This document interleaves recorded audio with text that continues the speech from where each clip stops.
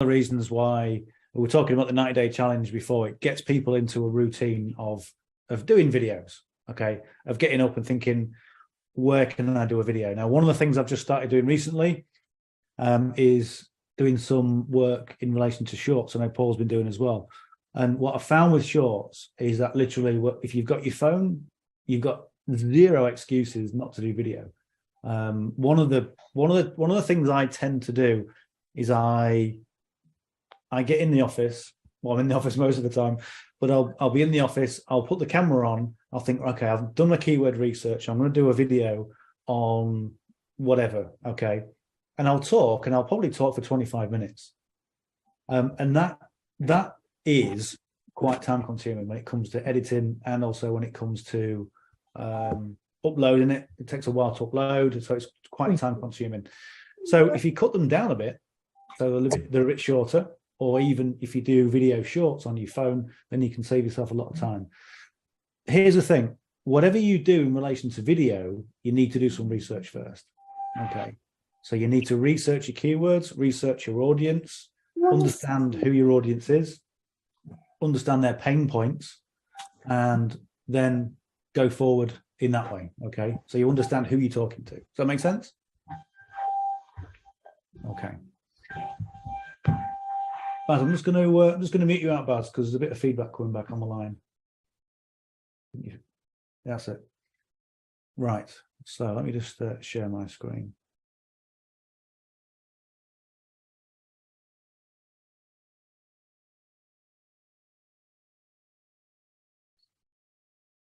So one of the things I use is called vidIQ. Now, the old-fashioned way of doing keyword research for videos was literally to go to YouTube. In fact, we'll go to YouTube. You type in your keyword, which was LiveGood. You look at the top performing videos, and you would pick out the bones from there. Okay, you would look at each one. You would look at the keywords that they'd used. You'd look at the tags that they'd used, and you would compile a list based on that. Okay. That is so time consuming, I wouldn't even go there. Okay, so this is why if you get something like vidIQ, it's going to save you a load of time, and it's going to get you productive. Okay, so what I want to do is go to keywords, and if we put in something like LiveGood, which is obvious,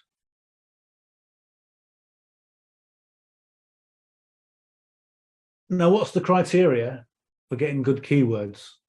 Does anyone know? Can anyone tell me? Criteria for a good keyword is to get high searches. So you get a lot of searches with low competition. Okay. Now, if you look at this key, this is LiveGood. Okay. 208,000. When I first started writing LiveGood, it was just over 2,000. Okay. So the searches for LiveGood has gone up exponentially.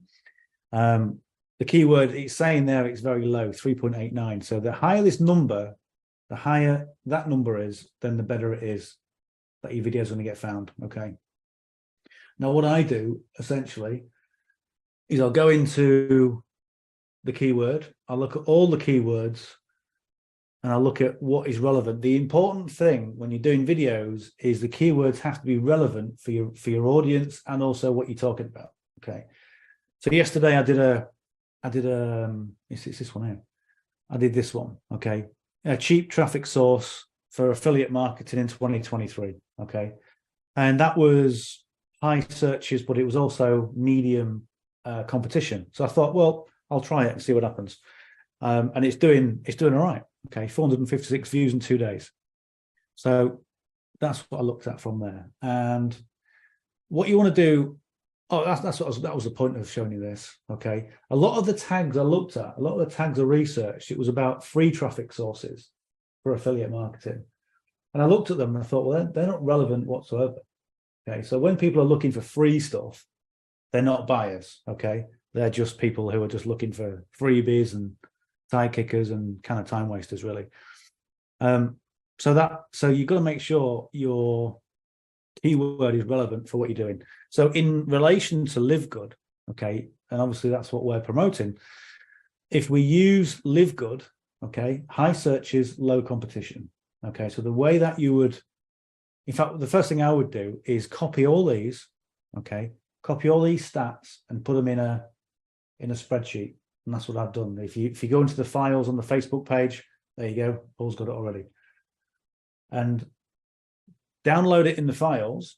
And then when you get up and you think, I'm going to do a video, what's the first one going to be? First one's going to be LiveGood reviews. Okay.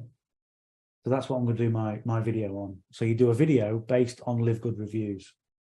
And if you look at the way I do it, so if we look at this. So this is what I did, I think, back on the 5th. So I joined LiveGood on the 13th of February. Let me just move you guys over there. I'm looking at you over there and the camera's here. That's a bit better. So I joined on the 13th of Feb. 15th of February, I did a 24 hours or 48 hours review. And I did some research, and LiveGood review was what I was looking to optimize for. So the first thing you do is use the keyword in your headline. Okay, LiveGood review, LiveGood business model, LiveGood, and that was it. It's not over optimized. Okay. Next thing is your description. So you've got LiveGood review in the description. You've got LiveGood in there, and essentially just write a description with the keywords in. Okay, but write it for human beings. Don't write it for optimization purposes. Just write it naturally, or insert them in. And the other thing you want to do as well is also say the words out loud. Okay, so let's see if I can. I'll just play this back. It might be a bit slow now because it's doing a review on a business called LiveGood. So LiveGood review. All right, so there's 3 keywords already in the first paragraph. So welcome to this video. If you want to even say that, or you can just jump in and go, this is a LiveGood review. In this video, I'm going to review LiveGood and give you blah, blah, blah, blah. Okay, but you've got to insert the keywords throughout verbally as well.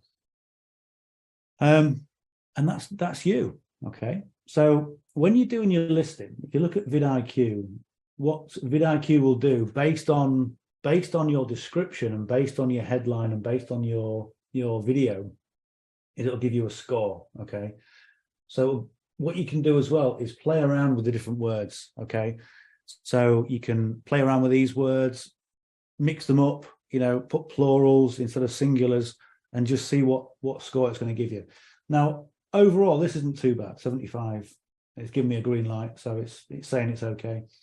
It will give you a tag count. So really important is to do your tags. So overall, in terms of a summary, what vidIQ is saying that, it always says this, that the title is too long. Okay, but that's fine. I can live with that. Okay, it's given me a tick for the tags. Now, what I tend to do with the tags, I tend to put about 350 characters for the tags, and vidIQ will also give you suggestions as well. Now, I'll show you a little bit in a minute how I get tags for that. Give me a tick for description because the keywords are in the description, and also what you'll find is some people, probably not so much now, but people used to do keyword stuffing where you put too many keywords in and it goes against you as well. So you've got to get a nice variation of keywords. This hasn't got an end screen. It's I must have left it out. But what I tend to do with end screens is that I'll create something. You can create it in, like Pamela said a while ago, you can create it in Canva and upload an end screen on there. And essentially an end screen, if I show you this one, so just access to my lead gen secrets. And once you get on board, I'll reach out to you with an email and we'll take things from there. All right, looking forward to seeing you. Right, we'll talk soon. Bye for now. There's the end screen. So all I did with this is you can get the specs from the studio. So you just go to the YouTube studio. They'll give you the specs, what you need for an end screen. And you can create pretty much anything you want. But if you've got Canva, Canva will give you templates, and you can do these in Canva, and you can pretty much do anything. And obviously you can see things have changed a little bit. So as you can see, this circle, my circle's a bit too big, so I want to change that. And I'm probably going to end up redoing this because this is the same thing for a few years. I might keep the same music, but that's the end screen. Thumbnails.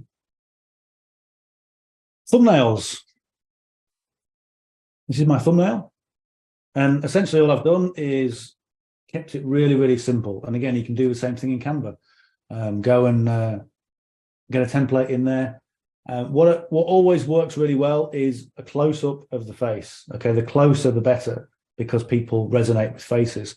And then just a few words. Okay, what's it about? What's it going to tell me? LiveGood review, what I discovered in the first 2 days. That's it, simple as that. So just keep it really, really simple. Okay, closed captions, I've got those. This sometimes needs updating, but what you want to do is what I didn't do, and obviously you can see I've only got 802 subscribers, and that's because for years I used YouTube as a bit of just a platform to host videos. I wasn't really bothered about getting subscribers. If people replied to a video, I'd just ignore them. It was crazy. So if somebody replies to a comment, if somebody comments, reply back to them. And also hearts work as well, so hearted comments. So I always heart them. So as you can see from here, someone said, I just enrolled with you. So that gets a heart, okay? And it adds to the SEO. Okay, so you're interacting with people. YouTube is saying, look, this video is getting comments and John's replying, so let's send more people to the video because there's some interaction going on. And that's how it kind of works. So pretty much, if someone gives me something nice, I always heart it because it's good for SEO. Okay. So I always share it on Facebook, and this is one of the things about the 90-day challenge. As soon as you do a video, share it on the group, and you can share it on Facebook. You've got to be a little bit careful with the Facebook algorithm, because if you share things on Facebook, it's taking people away from Facebook onto YouTube, and on your personal profile, you'll get booted down in the algorithm. So you want to be careful about that. Monetization isn't enabled. I've added the playlist. So if you've got videos that are relevant and people might want to see more videos in a specific group or in a specific title or niche, add a playlist. Okay, it's public. Pinned comment. Okay, when I do a comment, I always do one that's pinned, and I always try and make it zero salesy, zero spammy. Okay, so this is my pinned comment. Just it says with a number of people getting on board with LiveGood, I hope this LiveGood review helps you make the right decision. If you've got any questions, just reach out and ask. Okay. And again, more keywords. LiveGood review. All right. So that's what you're going to be doing. Pin a post. It just adds to the SEO. Right. So tags. Okay. What I generally do with tags is I'll look at the tags. I'll maybe review the tags. If I've got tags in relation to LiveGood, then I'll keep them pretty much the same for each video. And then as time goes by, I'll maybe review those tags and find out what's working. But essentially, the way I get tags is I'll go to Google. So the first thing you want to do, this is an old school thing. Okay, so you type it in, okay, and Google will give you suggestions on different things. Okay, so I've just typed in there LiveG, and it's given me, so LiveGood review, it's giving me the top one. It's telling me the most searched terms: LiveGood MLM, LiveGood compensation plan, etc. And what you'll find with vidIQ is that you'll get the similar ones in there. Look, LiveGood review, MLM, etc., etc. Okay, so if I put LiveGood, what did I say? Yeah, just LiveGood. We'll just go with LiveGood. Okay, so we can look at these. Okay, but what I tend to do is I'll go to the bottom, okay, and I'll look for these because this is what Google's given me. Okay, so I'll pretty much copy all these, but then I'll look for relevancy number one. First thing I'll look for is relevancy. Okay, so LiveGood login. Okay, where's that coming from? It's coming from somebody who possibly is already involved in LiveGood, is just looking for a login.